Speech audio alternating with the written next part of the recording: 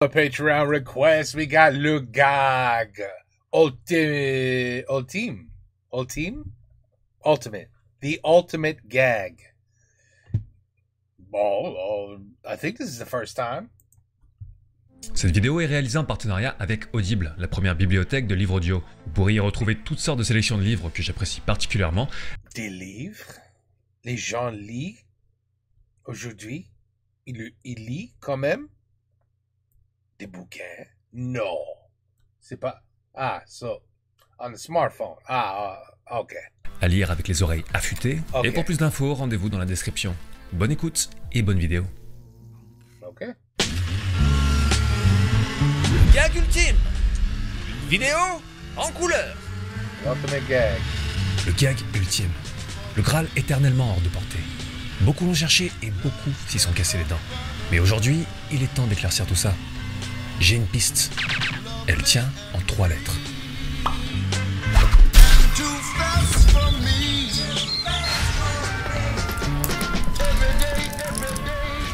GRS? Non. RPR? Non. Vin Diesel? Bon, les gars, une vidéo sur les as, ça va être un gros challenge. On a combien de temps pour finir le script? Oui. Mais bossez, putain. Oui. Faut qu'on aborde le truc de façon originale tout en restant accessible. Des idées?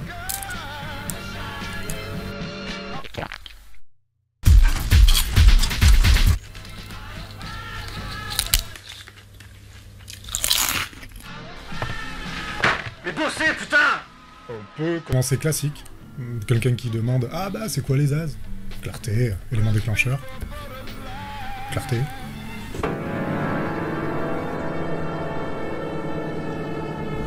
Wow. Mollo avec l'expérimental, vieille branche. D'autres idées? Ça, c'est ses vrais cheveux, if you were wondering. Definitely real. It's not a wig. Ça, c'est vrai, ses cheveux. Ah pardon. Oui. Mais quoi? Quoi? Allez, ça commence. Abréviation de Zucker, Abrahams et Zucker, les As sont un trio de réalisateurs, That's my favorite movie of all time. scénaristes et producteurs cultes qui est entré en activité fin années 70, début 80 et que vous connaissez sûrement via Y a-t-il un pilote dans l'avion ou la série des Y a-t-il un flic. Oh God, Naked Gun, I forgot about that. It was also classic. Classic. Leurs œuvres devenues les plus iconiques. De l'humour barré, absurde et génialement con, reconnaissable entre mille, qui parodie man. souvent toutes sortes de films, récents ou non. Et les héritiers des As, ils sont très nombreux, mais peu ont réussi vraiment à manier leur style. Niveau héritier français, bien sûr, on a principalement la Cité de la Peur. Mais aussi plus récemment, par exemple, l'équipe du Joueur du Grenier. Prenez la vidéo des 11 ans, ce genre de séquence-là, c'est du Zaz pur et dur.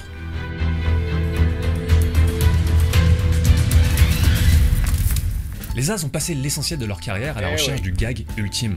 La bonne idée, le plan ludique parfait, la bonne performance, le bon timing. Ils ont tenté tellement de trucs, n'ont reculé devant rien. Ils se sont loupés de tellement de manières pour comprendre ce qui marchait le mieux. Et comme dans tout terrain d'expérimentation, il y a à boire et à manger. Mais aussi et surtout des fulgurances démentielles. Et du coup, qu'est-ce qu'on va appeler l'humour Zaz? Pourquoi You have to admit this classic comedy. Alors, c'est plus difficile à dire que ça en a l'air. Parce qu'ensemble, les As n'ont finalement réalisé que 4 films au début de leur carrière. Y a-t-il un pilote dans l'avion en 80? Un gros carton surprise. Police Squad en 82. Bon, là je triche un peu, c'est pas un film. C'est le pilote d'une série policière parodique qui sera adaptée au cinéma quelques années plus tard, avec la série des Y a-t-il un flic que vous connaissez bien. Mais bon, ça reste un travail commun super important. Top Secret en 84, une comédie hallucinante de créativité qui parodie les films d'espionnage de la Seconde Guerre mondiale. Et enfin, Ruthless People en 86, une comédie plus classique qui est... Wow. Mais on y reviendra. Après ça, les 3 Gus ont commencé à réaliser des films en solo. J'imagine que c'est parce que travailler à 3, ça permettait de se serrer les coudes, mais c'était aussi un sacré bordel décisionnel. Jerry Zucker est vite parti vers une carrière de réalisateur plus classique et sérieuse, en accouchant par exemple de Lancelot, le premier chevalier, ou encore du célébrissime Ghost, dont la scène de poterie sera d'ailleurs parodiée dans Y a-t-il un flic pour sauver le président, réalisé par son frangin David. Et ça reste en famille. The Naked Gun 2 and a half. Jim Abrahams, lui, il Excellent. alternera entre des drames et des grosses comédies qui tâchent, genre Hot Shots 1 et 2. We're very good at pretending that we're really happy with the other's success. Yeah, So that's kind of makes like it when go. Jim did the Hot Shots movie. Yeah. Whenever we talked to him, we were really pretending that we were Yeah, proud pretending that we were proud of Yeah, him, oh, yeah. and not jealous. Yeah, I wanted to tell him that it was so good that I actually threw up and tried to kill myself, but Hot Shots were great. No, we were. Sorry, kidding. Et enfin, David Zucker, c'est celui qui restera le plus ancré dans la comédie. En s'occupant de la série des Y a-t-il un flic, donc, dont il réalisera les 2 premiers épisodes. You know, there's a new one coming out. Believe it or not, Another Naked Gun, a remake with oh my God, how can I not know it? Liam. Liam. Oh my God. He's known for just about every damn movie you could think of where that involves somebody who has to beat the crap and kill everybody. You know, one of those. But his main one is Taken. Think about the movie Taken. Liam doing this comedy. I don't think it's gonna work, but I'm gonna watch it. Du culte Basketball, dans lequel jouent Trey Parker et Matt Stone, les créateurs de South Park, et les derniers films de David Zucker, vous pouvez éviter. À part Scary Movie 3 qui remet les pendules à l'heure après les 2 épisodes assez lourds et surestimés des frères Wayans, vous pouvez vraiment éviter. Vraiment. I just went on to do, just huge box office hits. And it was, but they didn't have the art to them that Ghost had. Ouais. Que ce soit ensemble ou en solo, les As ont donc exploré pas mal de trucs différents. Leur univers, c'est une nébuleuse, sans compter qu'il y a aussi des gens de l'ombre qui accompagnent le trio et ont aidé à construire leur style, comme Pat Proft par exemple, qui est très souvent à la coécriture de leurs comédies les plus barrées. Et c'est bien sûr celles-ci qui vont nous intéresser, celles qui sont devenues la marque de fabrique du trio. Il y en a beaucoup qu'ils ont réalisé en solo, assez inégales et qui au fil du temps vont surtout jouer la facilité zizi pipi caca, mais certaines sont assez injustement méconnues. Comme Mafia de Jim Abrams par exemple, sorti en 98, une parodie du Parrain et de Casino qui contient quelques moments croustillants de slapstick zazien, comme l'Italie de carte postale génialement conne au début, ou ça. Mais le truc, c'est que ces comédies solo, ce sont les branches d'un arbre que le trio a planté ensemble au début des années 80. Dans ce qu'ils ont réalisé en commun, tout est déjà là. Donc ouais, on va pouvoir apprécier la beauté des branches, c'est cool, une belle branche, mais ce qui va surtout nous intéresser, bon Dieu, j'aime les métaphores boisées, c'est le tronc, les 4 œuvres communes. Auquel on peut ajouter, je pense, le tout premier Y a-t-il un flic, sorti en 88. Alors, ouais, il est réalisé en solo par David Zucker, mais c'est l'adaptation d'une série qu'ils ont créée ensemble, et ils sont tous les 3 à la fois co-scénaristes et producteurs délégués. Et je crois bien que c'est la toute dernière fois qu'ils bosseront autant ensemble sur un projet. C'est compliqué.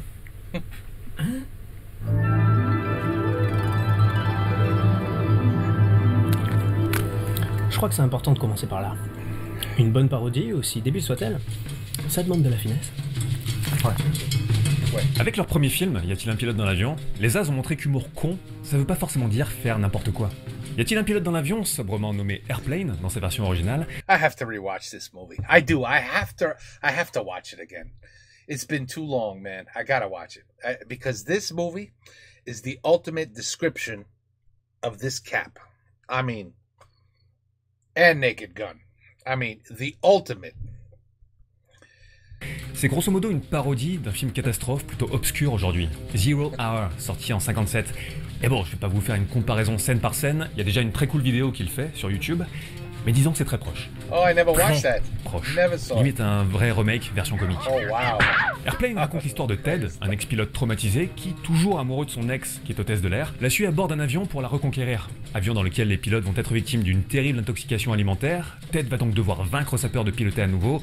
Je vous laisse deviner la suite. Et avec Airplane, les As montrent avant tout qu'ils sont cinéphiles. Our comedy influences surprisingly weren't really other comedies, but it was, I would say, first off, I mean, we were so affected by serious movies, and so we would watch a lot of serious B movies and think that those were somehow funnier than the comedies of the day. But in the 1960s and 70s, I think we were all fans of Woody Allen and Mel Brooks. Also in college, the Marx Brothers. Mad Magazine, I would say, was a huge influence when we were kids. That was probably the first comedy influence because that was a satire magazine. Voilà, s'il y avait un doute sur le fait qu'avant de faire de l'humour, ils ont un vrai univers de cinéma, au moins on est fixé. Et l'humour cinéphile, c'est pas juste mentionner des films, c'est en maîtriser les codes et explorer ce qu'ils cachent. Montrer l'artifice pour en rire. Rire de cette manipulation génialement conne des images. L'éternelle scène d'adieu romantique dans une gare, mais avec un avion. tous ces objets jetés trop facilement qui finissent par revenir, les stock shots bizarrement pourris dans le fond qui s'emballent, tous ces codes détournés, pour ne pas dire ces clichés détournés, de base on les connaît par cœur. Et du coup l'humour des As s'avère bien plus exigeant qu'il n'y paraît, parce qu'il construit une connivence avec nous. Bon, pas non plus besoin d'avoir fait un bac plus 23 en Georges Sadoul, hein, mais ça demande quand même de venir avec son propre bagage du cinéma. Avec la manière de cadrer un plan, on choisit de donner un certain nombre d'informations aux spectateurs. Du coup les As font juste assez de rétention d'infos pour que leur tour de magie visuelle soit à la fois bizarrement logique et totalement inattendu. Par exemple, quand Ted peint ce tableau absurde de l'enfer là, à l'hôpital, il a un modèle hors champ. Un hors champ qui s'avère être exactement ce qu'il est censé être. C'est l'arbre absurde, le tableau, qui cache la forêt absurde, la réalité. L'idée, c'est pas juste d'être surpris par la chute, c'est d'être surpris par là où elle se trouve. Et il y a parfois une vraie poésie qui se dégage de tout ça. Notamment là, je pense au gag du miroir, chez ce personnage qui se prépare à rejoindre son équipe, aidé par sa femme. Miroir qui, au détour d'un des plans suivants, s'avère être en fait un encadrement de porte. Putain, ce gag est visuellement dingue. Malgré l'éclairage, bon, qui n'a rien à voir sur les deux plans, les gars ont l'air d'avoir bien galéré pour recréer le même setup sans le miroir. Wow. Sans le numérique pour faire les photos de référence, tout de suite, ça fait moins les malins. 36 secondes. Top. Bien sûr, en parodiant le genre du film catastrophe, Airplane en reprend la structure exacte. Mais surtout, il reprend plus largement la structure exacte du voyage du héros. Cette structure de récit universel est surutilisée depuis la nuit des temps, qu'on connaît tous par cœur même sans le savoir, et qui a été théorisée sous sa forme moderne par le sempiternel mythologue Joseph Campbell, dont on nous rabat les oreilles dès qu'il s'agit de Star Wars. Une structure de récit en forme de boucle, qui fait revenir le héros à son point de départ avec une plus grande sagesse. Alors, voyons voir. Voyage du héros, étape 1. Monde ordinaire. Ted est un chauffeur de taxi, mais aussi un ancien pilote traumatisé par la guerre. Appel à l'aventure, il veut reconquérir la femme de sa vie. Refus de l'appel, il est terrifié à l'idée de monter dans un avion. Rencontre du mentor, bon, là j'imagine que ça sera Leslie Nielsen, disons, qui avec sa sagesse charismatique va le convaincre de prendre les commandes un peu plus tard. Oui, des fois les étapes sont en désordre. Passage du seuil, littéralement, il décide d'entrer dans l'avion. Surely you can't be serious. Yes, and don't call me Shirley. Épreuve et éléments perturbateurs, une intoxication alimentaire se répand et met KO les pilotes. Accès à la caverne au trésor, il entre dans le cockpit pour voir ce qu'il peut faire. Épreuve ultime, Ted surmonte son trauma, prend les commandes et amorce l'atterrissage. Acquisition de l'objet de la quête, ça le rapproche de son ex qui commence à le respecter à nouveau. Chemin du retour, l'atterrissage est couronné de succès. Renaissance et retour avec l'objet de la quête, il a su triompher de son trauma et a reconquis son ex.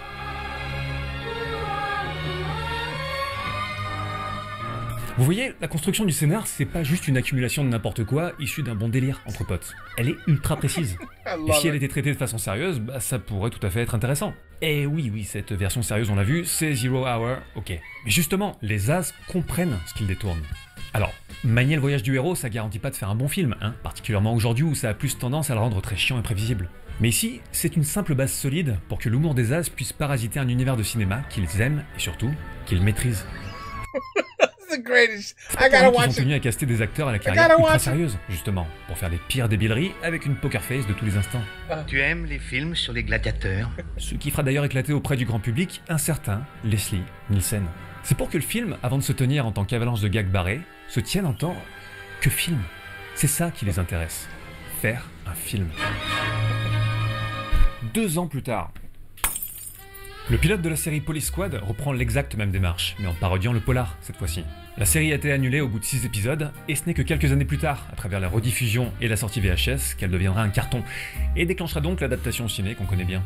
On a donc affaire aux aventures de Frank Drebin, cadre de la Police Squad, qui va devoir résoudre des affaires sous l'autorité de son capitaine, ici joué par le génial Alan North, qui sera d'ailleurs remplacé dans les films par George Kennedy, ce qui m'a toujours emmerdé parce que j'adore Alan North. Non mais sans déconner, regardez-moi cette bouille.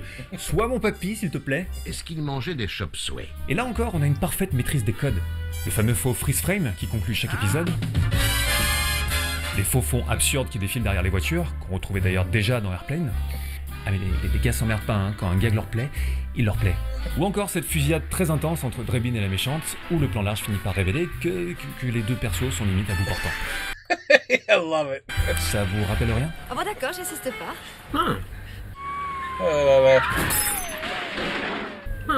Mais les conventions parodies ne s'arrêtent pas à l'intrigue elle-même. Même les titres des épisodes deviennent un terrain de jeu complètement surréaliste. Avec leur côté hard-boiled, mystico, blablablou, en mode faucon maltais sous acide. Les cadavres ne rient pas. Oui, mais surtout, Top Secret, leur chef-d'œuvre absolu. Un film tellement pointu et exigeant dans ce qu'il tente qu'il a dû laisser le trio complètement lessivé. Et franchement, quand on... Le film raconte l'histoire de Nick, une rockstar américaine incarnée par un Val Kilmer tout bébé, qui sera en Allemagne de l'Est pour jouer à un festival, mais va découvrir un complot du gouvernement et rejoindre la résistance. Encore une fois, voyage du héros, tout ça. Mais surtout, une inventivité visuelle de tous les instants. Et pour vous faire comprendre le délire, je crois qu'un seul gag suffit.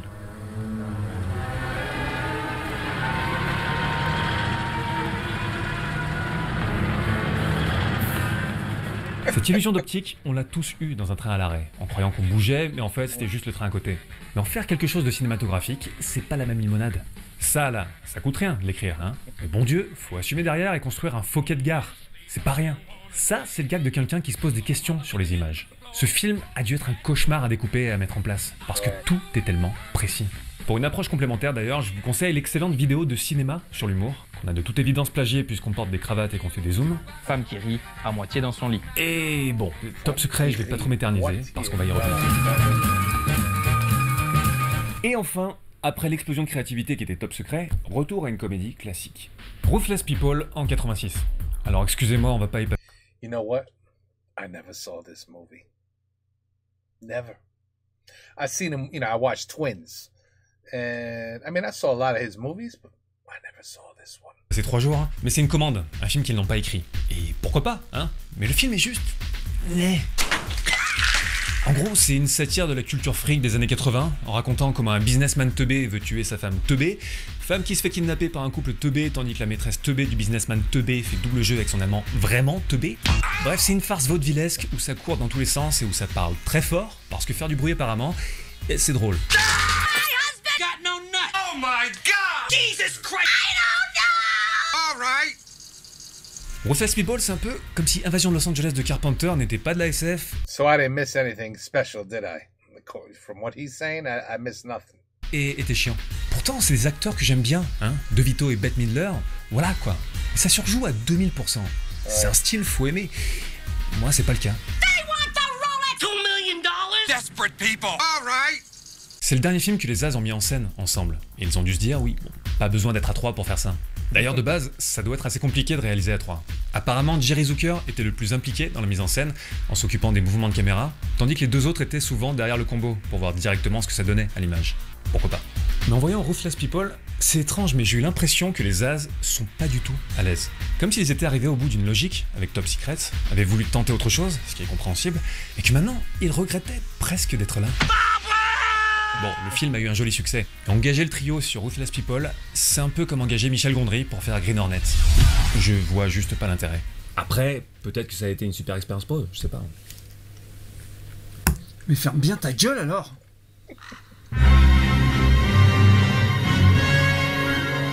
Les As, en fait, c'est l'exact inverse de l'humour de The Office. Deux manières de traiter l'idiotie qui sont... Oh, now this. Oh my God.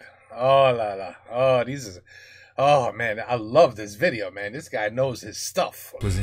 Là où The Office est dans le malaise ultra réaliste, les As au contraire sont plutôt dans la fantasy feel good. Les mecs ne reculent devant rien pour aller au bout des gags. Tout devient un matériau avec lequel s'amuser. Même le traditionnel générique de fin, censé être bien austère, mais qui là est truffé de trucs débiles. La frontière du film, elle n'existe pas. Hein? Et grosso modo, dans le style Zaz, il y a deux types d'humour. D'abord, il y a ce qu'on appellera les gags d'idiotie, qui se passent dans un monde normal où un mec au comportement absurde va déclencher des réactions outrées. Follow me and we'll do the necessary paperwork. Et ensuite, on a les gags que j'appelle de monde parallèle, quand des situations entières se passent dans un monde où tout est surréaliste, un monde qui possède ses propres règles absurdes. Par exemple, la négociation de Frank Drebin avec l'Indic dans le premier Est-il un flic, un grand moment de surréalisme presque Monty Pythonesque, où les deux gars monnaient absolument tout ce qu'ils disent pour finalement revenir à zéro. Là, ce sont plus les personnages qui sont timbrés, c'est l'univers entier du film. Et personnellement, je trouve que les As fonctionnent beaucoup mieux quand ils évoluent dans un univers parallèle absurde. C'est beaucoup plus créatif, beaucoup plus fandard et même poétique parfois. Et surtout, c'est souvent beaucoup moins appuyé.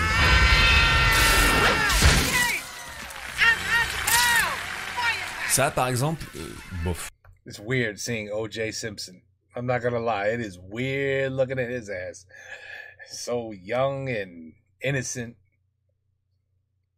C'est ce que j'appelle l'humour poète-poète. On se prend un panneau sur la tête avec une réaction somme toute normale et Oulala, je comprends l'attrait, hein, mais bon, c'est un peu comme dire bouga bouga pour faire rigoler un bébé. Faut se méfier de l'idiotie pour l'idiotie, parce que ça devient vite assez lourd. Another rebound. No harm, no foul. He pumps up along when nothing but net. Oh yes, he...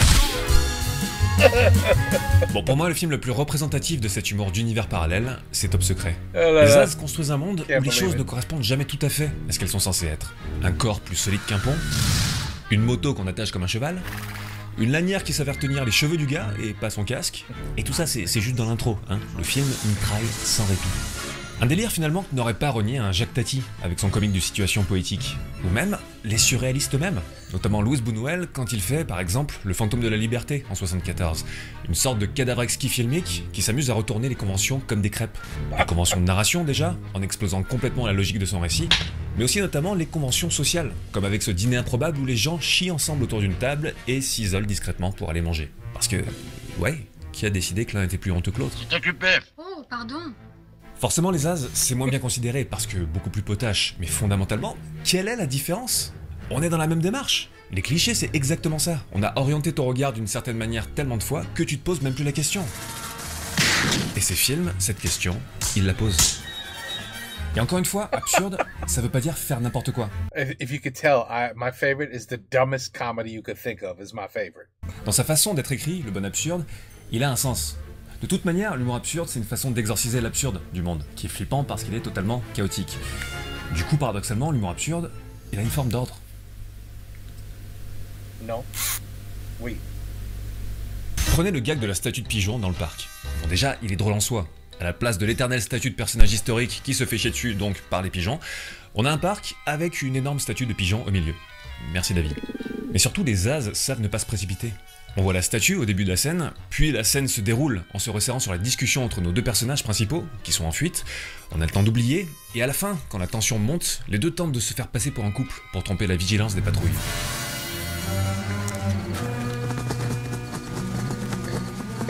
Là déjà à ce stade j'ai levé mon panneau 10 sur 10, mais alors que les personnages s'éclipsent, que la musique de suspense s'arrête, au moment où ça va couper sur la scène suivante...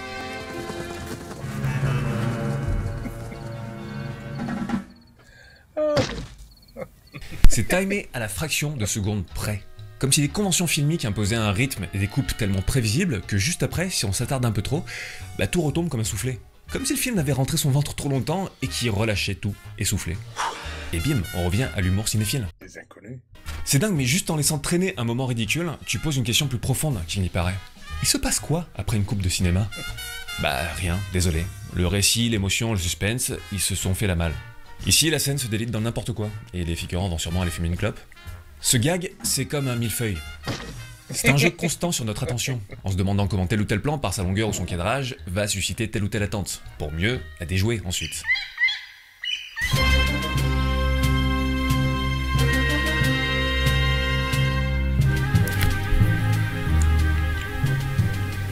Pourquoi la majorité des comédies inspirées par les As ne fonctionnent pas?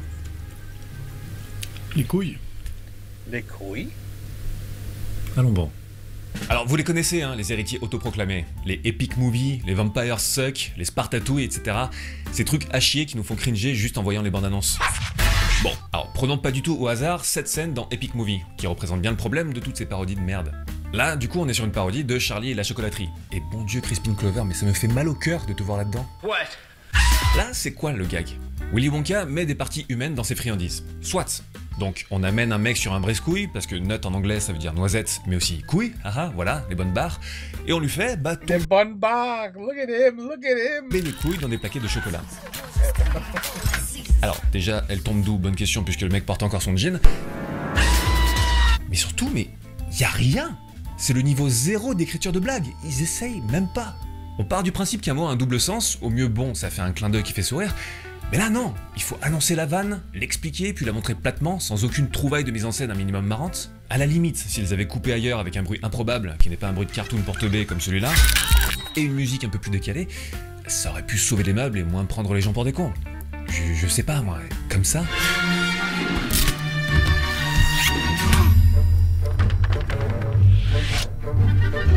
C'est pas ouf, mais bon, déjà il y a un truc. Et bon Dieu que je déteste ce genre de numéro de danse merdique. Par contre, puisqu'on parle de gag de couilles, bah allons-y franco et prenons celui du début de Hot Shots 2, réalisé par Jim Abrams. Bon donc, là, parodie de Rambo. Charlie Sheen achève le mec avec un coup de genou dans les burnes.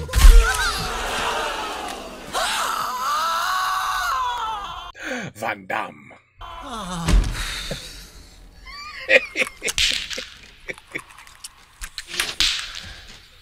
This was so good too. Ok, la réaction parfaitement synchronisée du public et surtout le fait qu'il y ait une mère au milieu avec son gosse, c'est inattendu. Le clin d'œil à Bruce Lee, pourquoi pas? C'est inattendu. Les couilles qui remontent dans la bouche, le bruit de boule de pétanque quand elle tombe, la voix de Castra, tout ça, c'est pas révolutionnaire, hein? Mais c'est pas acquis que ça serait là, donc c'est inattendu. Donc on découvre le gag et ses différentes strates au fur et à mesure. Ça pourrait aller dans plein de directions différentes, sauf que là ça emprunte celle-ci. On est surpris, et donc, bah c'est plutôt drôle. Cul à mouton, drôle. You get the laugh by surprising people. If they can see the punchline coming, you're sunk. Alors qu'on se comprenne, le gag de Hot Shot 2, c'est pas un gag de fou, hein, mais au moins, bah c'est un gag. Un gag, ça doit être pensé, écrit, mis en scène, comme un dialogue, comme une chorégraphie d'arts martiaux. C'est exactement pareil, c'est du cinoche. Et le gag, il se construit à toutes les étapes, à l'écriture, à l'interprétation et au montage. Pas juste dans une session d'écriture de mecs blasés et bourrés et emballés et pesés. Non. C'est l'humour, ça. Est-ce que ce gag de Hot Shot 2 serait aussi drôle sans la tronche de Charlie Sheen et son petit frémissement de joue? Non. Est-ce qu'il serait aussi drôle si le montage coupait sur un plan des couilles qui tombent au milieu de boules de pétanque, au cas où on n'aurait pas compris? Non. Est-ce qu'il serait aussi drôle si on ajoutait un bruitage de cartoon sur la chute? Non. Bien sûr que non. L'important c'est de laisser au spectateur le loisir d'explorer les gags, de choper ceux qu'il veut à la volée selon son type d'humour. Une bonne comédie, ça fait de toi un spectateur actif. De surexpliquer une blague, ça te donne juste l'impression d'être pris pour un con. Horror and comedy both go for a physical reaction, a scream, a jump, tension gripping the arms of your seat. For horror and comedy, the laughter, if you go into a horror movie or a comedy and it's quiet all the way through, it ain't working. En fait, les mauvais héritiers, quand ils voient la démarche des As, bah ils retiennent que la surface, et ils passent à côté d'absolument tout le reste. Quand on pense à l'humour des As, spontanément, on pense à des conneries ultra visuelles et potaches. Et vu tous les exemples qu'on a vus jusque-là, bon, c'est un peu difficile de dire le contraire. Sauf que comme on l'a vu, bah, c'est loin d'être aussi simple. La stupidité visuelle déjà, elle doit être super bien construite. Et résumer cet humour à son aspect visuel, c'est aussi s'asseoir sur l'énorme boulot d'écriture qui est finalement très théâtral et très versé dans les jeux de mots absurdes. Les mecs adorent ça. Surely you can't be serious. There it is. I am serious. And don't call me Shirley. Voilà, comme ce Shirley, qui veut dire sûrement, mais que le personnage de Leslie Nielsen entend Best line ever. Comme le prénom Shirley. C'est con, mais c'est fin en fait. At Argonne, we're working to keep your money. C'est d'ailleurs assez marrant de voir que les As ont commencé par l'écriture, en scriptant The Kentucky Fried Movie, réalisé par John Landis en 77, basé sur les sketchs de leur troupe de théâtre qu'ils avaient fondé en 71, et qu'on connaît en France sous le doux titre de Hamburger Film Sandwich, parce que pourquoi pas, même si techniquement... I didn't see that one. Did not see that one. Y a-t-il un pilote dans l'avion a été écrit avant, mais sorti après. D'ailleurs, pour l'anecdote, la carioca dans la Cité de la Peur, bah, c'est un clin d'œil direct au générique de Kentucky Fried Movie.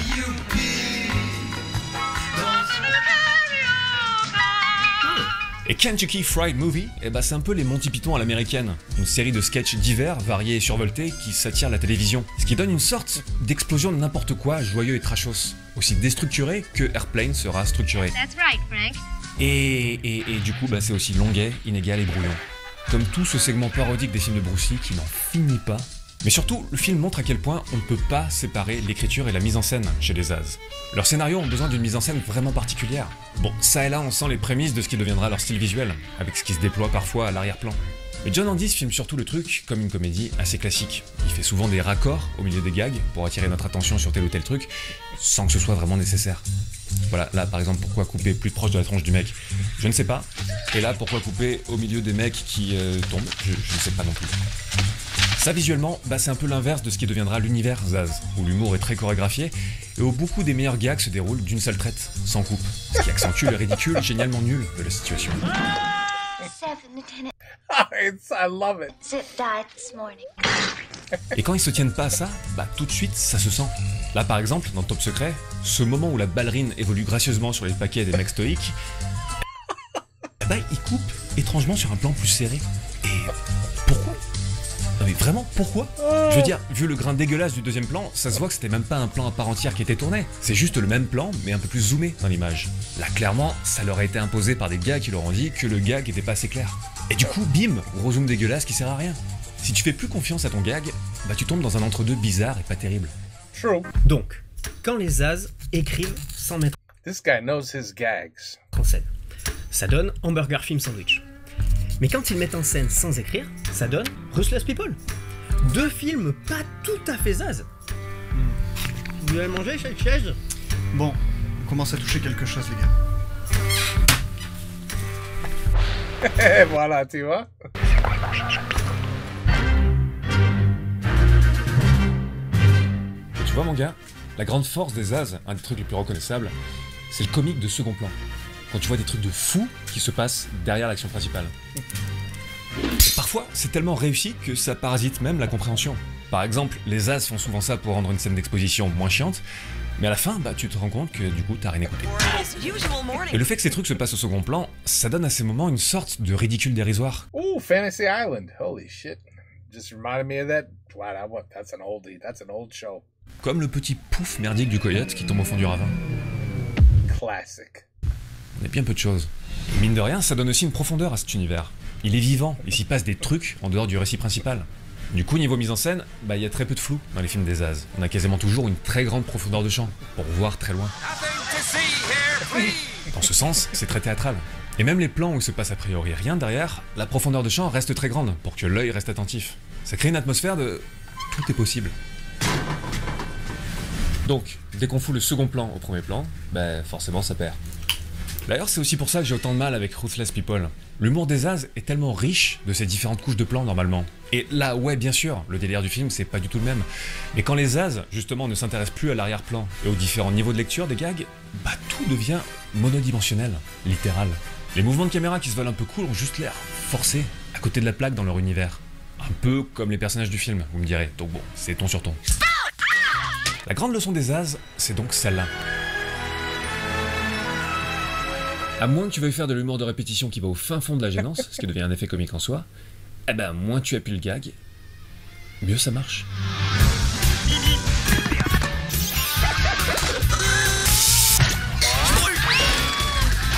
Bon, vous l'aurez compris, les bruits de cartoon dans les comédies, perso j'aime pas. Et c'est justement pour ça, parce que ça appuie beaucoup trop ce qui est censé rester marrant en tant que détail. Pourtant parfois, pourquoi pas? I gotta watch that too. Genre dans la cultissime scène disco d'Airplane, je vais pas non plus dire que ça défigure le moment. Mais bon, là on entre dans la zone de subjectivité totale de la bonne distance à avoir dans l'humour. Et les bruits de cartoon, désolé, mais ça me les casse. Même quand il y a une bonne raison pour les mettre, hein. Genre dans Evil Dead 3, qui rend hommage à Tex Avery ou aux Three Stooges, ils ont tout à fait leur place. Mais ils m'emmerdent quand même. Bon, par contre dans The Mask, ça fonctionne. Mask was good. That was a good movie. Mais c'est parce qu'on est littéralement dans un cartoon live.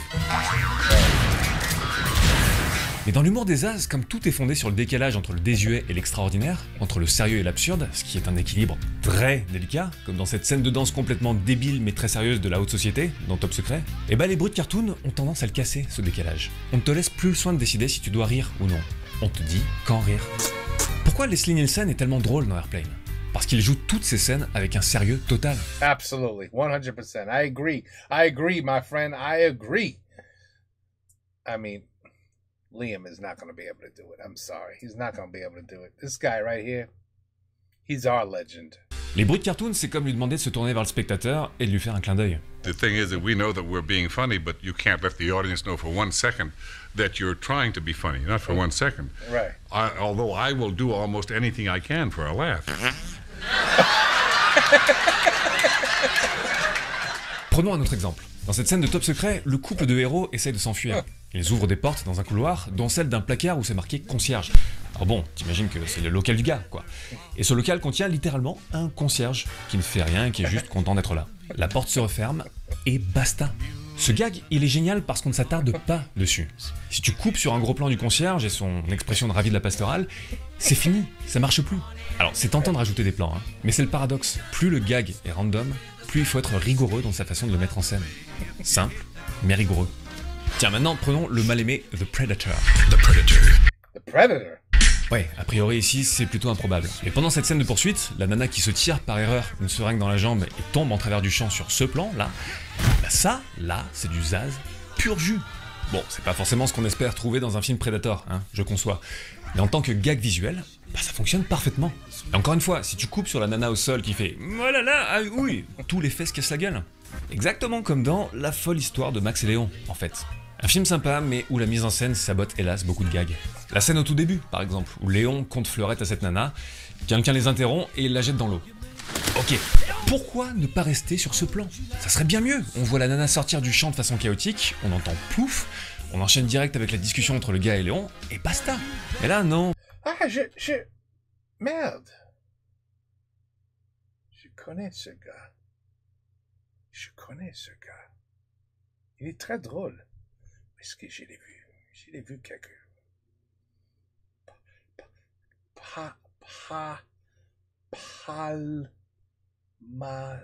quelque chose show. J'ai oublié. Plan large pour te montrer la chute, puis plan sur la nana dans l'eau qui fait, bah du coup, ah là là, ah oui. Et plan sur Léon qui se retourne sur elle en mode, oh là là, elle est dans l'eau. 3 plans qui cassent un effet tout simple qui aurait pu défoncer, en te re-racontant la même chose 3 fois de suite. Et bon, je pourrais continuer les exemples encore longtemps. Voilà, là, dans Y a-t-il un flic 3, bah c'est dommage que la caméra reste sur le gars qui se décolle du camion. Mais l'idée, vous l'avez comprise, faire du bon humour con au cinéma, ça se fait pas par-dessus la jambe. Dans le cas des Zaz, ça demande du talent, de l'expérience, du culot, et d'avoir vraiment... mais alors vraiment bien digérer ses inspirations. En une poignée de films, les Zaz ont créé une grammaire de l'humour qui n'appartient qu'à eux. Ils ont tout testé, tout réussi, tout loupé, ri de tout, été consternés par tout, et cassé menu les coronets d'une quantité astronomique d'intervieweurs. Tout ça à la recherche du gag ultime. Le Graal, l'accident heureux. Comme des alchimistes.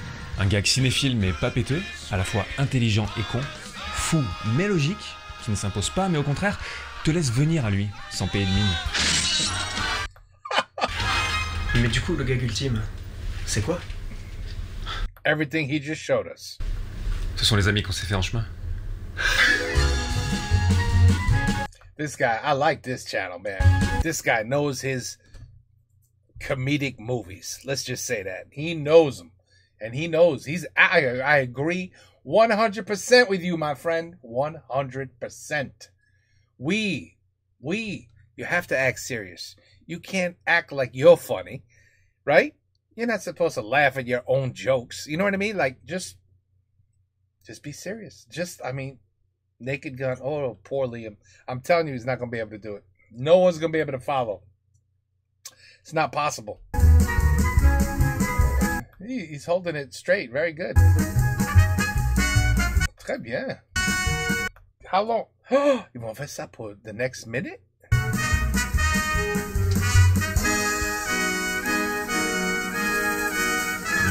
Tu vois, ça marche.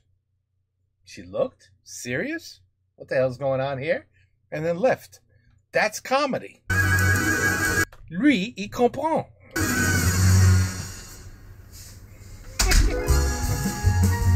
You blinked. I saw you blink.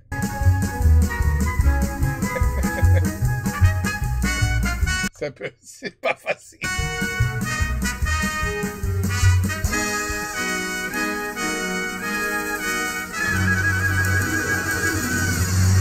See, that's great comedy. Ah oui, non. Alors, le gag ultime, en fait, c'est le gag de la statue de pigeon dans Top Secret. I mean, yeah, that was a good one. It was. I don't know if that was the ultimate out of everything we just saw. Ooh, I told you. You see how smart I am? Tu vois? J'ai tellement intelligent. Je t'ai dit, c'était pas ses cheveux vrais. C'était pas vrai, ses cheveux. Tu vois? That's why I'm here. To help you. Because I know you guys looked at it and you went, that's his real hair. So, you know, that's why I'm here. If you notice, he's now wearing his hair. You see the little switch they did? See, that's comedy. Voilà, faisons ce que vous voulez. Voilà, excellent.